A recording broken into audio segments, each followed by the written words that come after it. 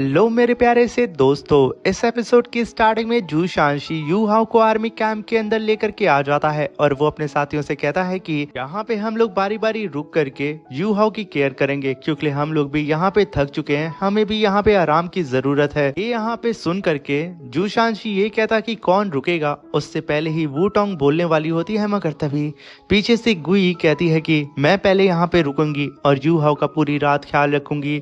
ये सुन करके जू शांशी कहता है तो ठीक है, कल मॉर्निंग में तुम्हारी शिफ्ट चेंज होगी, सब के सब अब आराम करने के लिए चलो।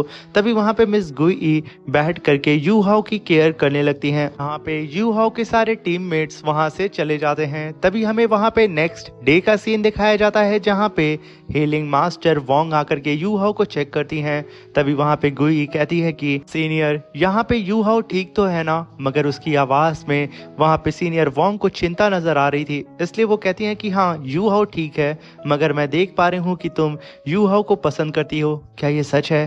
तभी वहां पे मिस गुई हाँ बोलती हैं, कहती हैं कि जिस तरीके से यू हाओ अपनी लवर को प्यार करता है, जितनी डेडिकेशन से, इसी वजह से मैं इसे पसंद करती हूँ। और ये सब बात वू टोंग कैंप के बाहर आकर के सुन रही होती है और वो अपने कदम को रोक लेती है क्योंकि वो यहाँ पे यू हाओ से मिलने आई थी।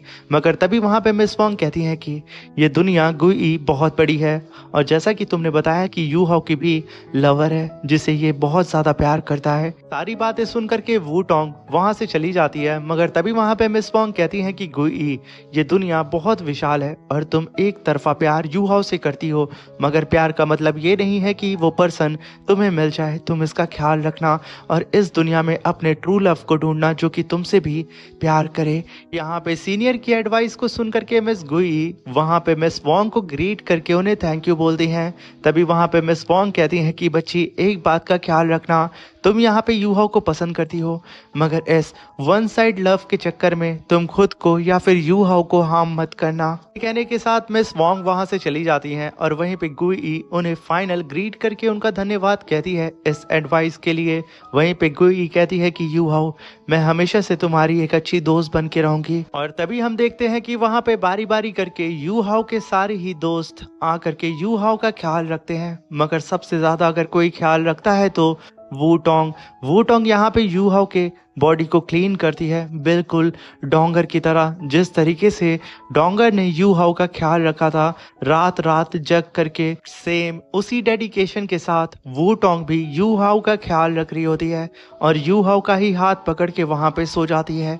मगर जब मॉर्निंग में उसकी आंख खुलती है वो देखती है कि वो और यू हाओ एक दूसरे का हाथ पकड़े हैं। वू टोंग तुरंत अपने हाथ को छुड़ा करके खड़ी हो जाती है और वो बिल्कुल घबरा चुकी थी। मगर तभी वहां पे यू हाओ के सारे दोस्त आ जाते हैं, मगर तभी वो लोग कुछ बोलते, वो लोग देखते हैं कि यू हाओ होश में आ चुका है और उसकी आंखें खुल रही हैं। तभी यू हाओ को वहां पे जू शांशी जा करके उठाता है और यू हाओ उठ करके सबसे पहला सवाल जू शांशी से कहता है कि थर्ड ब्रदर आखिर अभी की सिचुएशन क्या है। तभी जू शांशी कहता है कि हम लोगों ने मेक डाउन माउंटेन को चारों ही तरफ से अपने कब्जे में ले लिया है और व्हाइट टाइगर ड्यूक कोई प्लानिंग कर रहे हैं जिसके बारे में हमें नहीं पता है। और साथ में मैंने डेथ गॉड मिस ये के बारे में सारी ही रिपोर्ट बना करके जी गॉड पवेलियन को भेज दिया है। और तभी यू हाओ वहां पे कहता है कि तो ये तो अच्छी बात हुई, और जैसा कि व्हाइट टाइगर ड्यूक अब ये सारी ही प्लानिंग कर रहे हैं तो मुझे लगता है कि पिछली बार जो स्टार लुओ एम्पायर ने गलती की थी वो अब ये गलती दोबारा नहीं दोहराएंगे।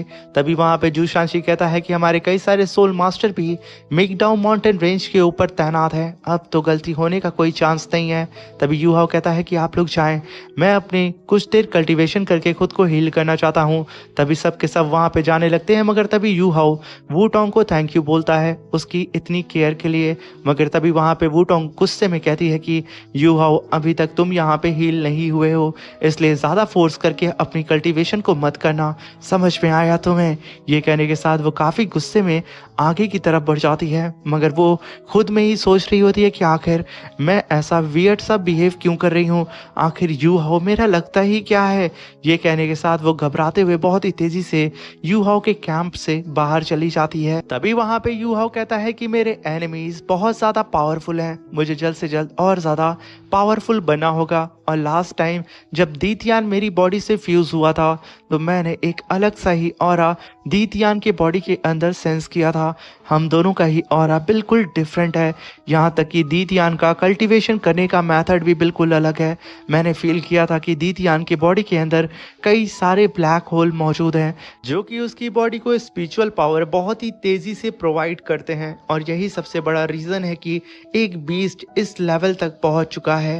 मगर तभी वहां पे यूहाओ कहता है कि मैं थोड़ी ही देर तक दीतियान की बॉडी से फ्यूज था, मैं उस टेक्निक को एक बार तो ट्राई कर ही सकता हूँ। तभी सीन शिफ्ट होता है और हमें दिखाया जाता है कि यूहाओ अपने दोस्तों के साथ बैठ के खाना खा रहा था। मगर तभी जू शांशी आके कहता है कि भाई इतना सन्नाटा क्यों है। तभी वो यूहाओ के करीब आके कहता है कि यूहाओ, क्या तुम्हें आज भी किसी की केयर की जरूरत है। उसका इशारा यहाँ पे वूटोंग की तरफ होता है। वूटोंग के हाथ से चम्मच छूट जाता है और वो सीधा ही नीचे आके गिर जाता है। वो एकदम घबरा जाती है और सारी लड़कियां भी उसे देखने लगती हैं। तभी वहां पे यूहाओ घबराते हुए कहता है कि अरे नहीं, मैं अब ठीक हो चुका हूँ, इसलिए मुझे अभी किसी भी तरीके की भी केयर की जरूरत नहीं है। और साथ में यूहाओ सभी लोगों को थैंक यू बोलता है कि उन लोगों ने इतनी केयर इन बीते हुए वक्त में उसकी की है। वहां पे यूहाओ कहता है कि मेरा खाना हो चुका है, मैं चाह रहा हूँ अपनी कल्टीवेशन करने के लिए। अब ये सुनकर के मिस क्वीन कहती है कि ये कितना बड़ा सरफिरा लड़का है, अभी तो इतनी बड़ी इंजरी से ये उभरा है और अब ये गधा जा रहा है फिर से अपनी कल्टीवेशन करने के लिए। ये तो एक नंबर का बेवकूफ है। मगर यूहाओ उसकी बात को इग्नोर करके वहां से अपनी कल्टीवेशन करने के लिए चला जाता है, जहां पे यूहाओ कहता है कि मैं यहाँ पे दीतियान के ही मेथड को अब फॉलो करके उसे कॉन्करर करने की कोशिश करूंगा। ये कहने के साथ यूहाओ स्पिरिचुअल पावर को गैदर करता है अपने पाम के अंदर, और स्पिरिचुअल पावर को यूहाओ यहाँ पे ट्रांसफर कर देता है लिक्विड फॉर्म में, और उस लिक्विड फॉर्म की स्पिरिचुअल पावर को अपनी बॉडी के अंदर एब्जॉर्ब करने लगता है। मगर ये पावर दीतियान के ब्लैक होल की तरह बिल्कुल भी नहीं थी। यूहाओ अपनी कल्टीवेशन के दौरान इस ब्लैक होल से बहुत कम पावर को एब्जॉर्ब कर पा रहा था। तभी यूहाओ कहता है कि इस मेथड को अगर मैं यहाँ पे दीतियान से पूछूंगा तो वो मुझे कभी नहीं बताने वाला है, और साथ में मेरे पास ट्विन मार्शल सोल है। ये कहने के साथ यूहाओ अपने मार्शल सोल की भी पावर का इस्तेमाल करके उन ब्लैक होल को क्रिएट करने की कोशिश करता है, मगर यूहाओ इसमें सक्सेस नहीं होता है। तभी यूहाओ कहता है कि क्यों ना मैं अपनी प्योर सोल पावर का इस्तेमाल करूं बिना अपनी मार्शल सोल का इस्तेमाल किए हुए। तभी यूहाओ वहां पे अपने पाम के अंदर स्पिरिचुअल पावर को गैदर करता है, उसे वाटर फॉर्म में ला करके हेवन एंड अर्थ के प्योर एलिमेंट की भी पावर को यूहाओ एब्जॉर्ब करके अपनी बॉडी के अंदर मल्टीपल ब्लैक होल को यूहाओ क्रिएट कर देता है। ये सारे ही ब्लैक होल की पावर हेवन एंड अर्थ के एलिमेंट की पावर को लगातार एब्जॉर्ब करके यूहाओ की बॉडी के अंदर ट्रांसफर कर रहे होते हैं। यूहाओ यहाँ पे सक्सेसफुली दीतियान की टेरिफाइंग टेक्निक को कॉपी कर चुका था। इसी के साथ ये एपिसोड खत्म होता है। Thank you for watching, bye bye, take care.